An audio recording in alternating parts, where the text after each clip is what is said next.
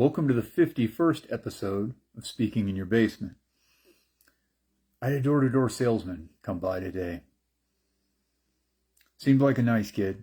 So some point during the presentation, usually I cut these things as short as possible, but he, to borrow from sales terminology, he was effective with some of his rapport building techniques. So I was there longer than I normally would have been. At some point I sort of broke character and just said, I've studied sales some myself, and I've got virtually no chance of saying yes to what you're selling, but I respect door-to-door salesmen in general. It's a tough job, and I think you're doing a really good job.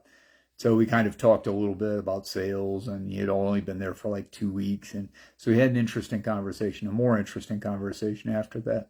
But he was good, though. He kept trying to work the sales back in. It was interesting. It was a good experience. But one of the things about door-to-door salesmen, they go and put themselves in the actual physical environment of the customer, and they approach people. They go knock on doors again and again, receive no after no after no, working to get to that occasional yes. It's a tough situation, but in any situation like that, you acclimate to it. After some time, you get more comfortable. Now, it's tough. There's a high turnover rate. It's a lot of challenges. But even if you don't stick with something like that, that's invaluable sales experience. But it's invaluable experience in general. Because when you go do something difficult and you do it again and again and again, particularly if you do it to the point where it's not so difficult anymore, it's just another door. Maybe they're going to say no, maybe not, but it's just another door. It's not the end of the world. Once you get there, you've overcome something important. And when you start overcoming things like that, it gets easier to do it again in the future, even in different areas of your life. This is true with speaking. This is true with virtually anything. A person could allow the unconscious mind to take over training, to take over learning, because that's where the learning happens anyway. Your unconscious is responsible for more of it than you can realize.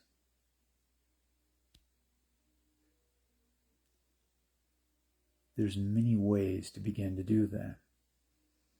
One important way is with the daily activity, with the coming back to it.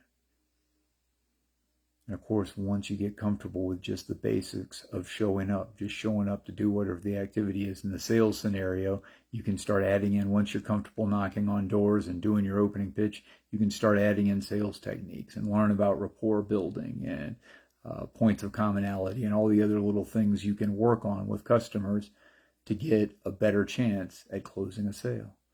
In conversations, you can work on pauses and changing your tempo, changing your volume, and actually the specifics of your wording and the body language. There's tons of different things you can look at and focus on to get even better. But that first piece of getting better is to just show up. You may not always have exactly the environment you want. You may not have an audience for public speaking every day of the week. So when you have that audience, definitely make use of it. When you don't, you still want to be practicing, because you don't want to show up in front of that audience having had no practice before then. Get your practice in. Get your daily practice in. You may not have the people you want to network with or the people you might want to potentially date or anything else right in your house or right where you happen to be in your life right now. But practice. Practice the speaking. Start with just speaking out loud. You can start with just reading out loud from a favorite author. At some point, you'll want to go to recording yourself so you can start giving yourself feedback, seeing what you like and seeing what you'd like to improve. But that's the environment. The environment is daily practice. Keep showing up to that environment. When you show up to the environment consistently, your unconscious begins to learn more than you can even keep track of. Your conscious mind can keep track of a few things, but your unconscious can keep track of everything.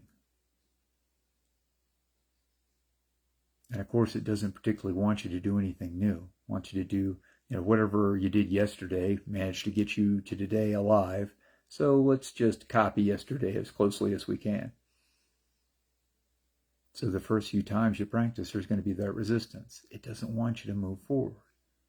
But once you move forward, at some point, your unconscious basically says, okay, this is serious. This is real. We're doing this. And then it just starts to soak everything up like a sponge. It starts to pick up on subtle things you might not even ever perceive. And gradually you get better in more ways than you can count. Better than you could have imagined before you started. And all it takes is that consistency. Meeting the discomfort, facing it enough times and moving past it to where it's just not a big deal anymore. Or like we've said previously on the podcast, it's hard, it's tough, until it's easy. Keep coming back until it's easy. I'm Ben Langley. Thanks very much for spending a few moments with me today. We'll talk again soon.